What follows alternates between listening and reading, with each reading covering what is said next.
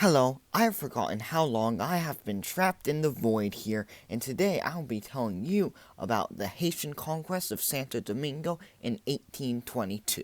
So first you will need some context.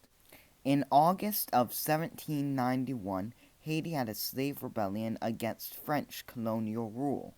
To try to appease the slaves on Haiti, the French gave them all citizenship in April 1792.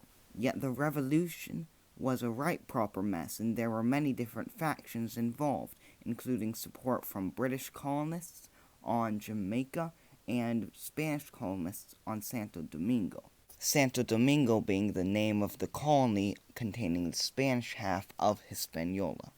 So order was not really re-established in Haiti, but that is not what this video is about, so I'm going to skim over a lot of important details to do with the initial revolution. The French sent Léger Félicité Sonthonax in 1793 to try and sort all of this out. He started to do this by offering any slaves who joined his army freedom. And then fairly soon after this, he abolished slavery altogether, which a year later was confirmed by the French government.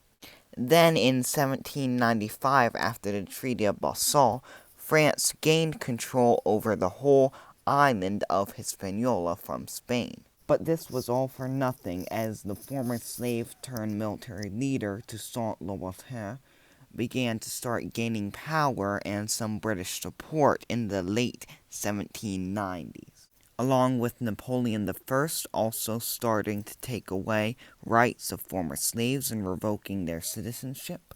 This led to Napoleon sending his brother-in-law, Charles Leclerc, to the island to restore the old regime. Long story short, the French had some initial success against Toussaint, imprisoning him in 1802, but they eventually did have to concede the control of Haiti. While they had to give up Haiti, they did manage to maintain control of the modern-day Dominican Republic. A guy then crowned himself Emperor of Haiti, and Spain retook Santo Domingo in 1809. Then, when the Emperor of Haiti died, a civil war broke out between the North and the South.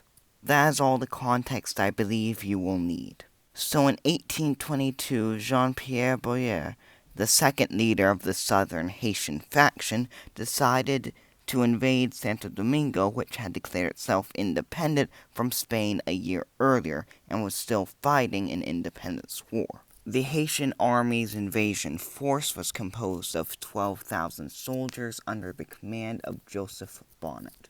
The army was then split into two groups, one to invade the north and one for the south. And the fight was not really fair, as Santo Domingo only had a population of 70,000, and they barely had an army, and what army they did have consisted mostly of inexperienced soldiers.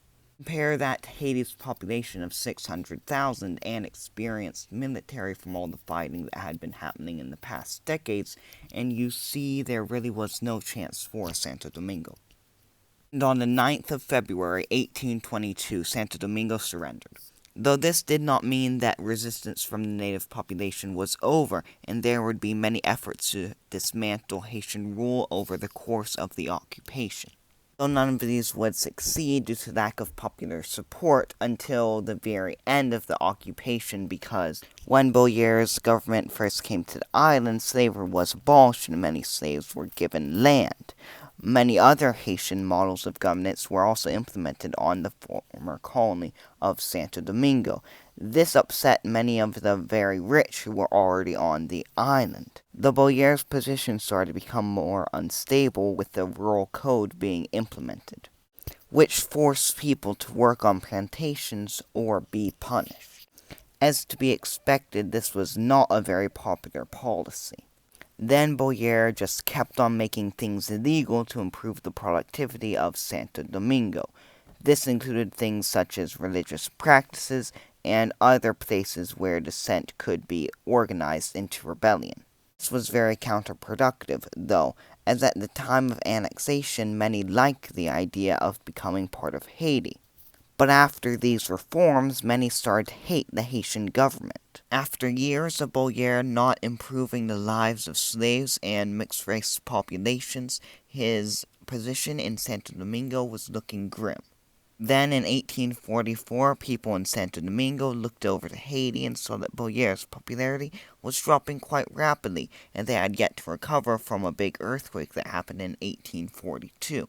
So they thought that maybe they might just rebel or something. The Trinitarios, not the street gang, were important to the fight for independence.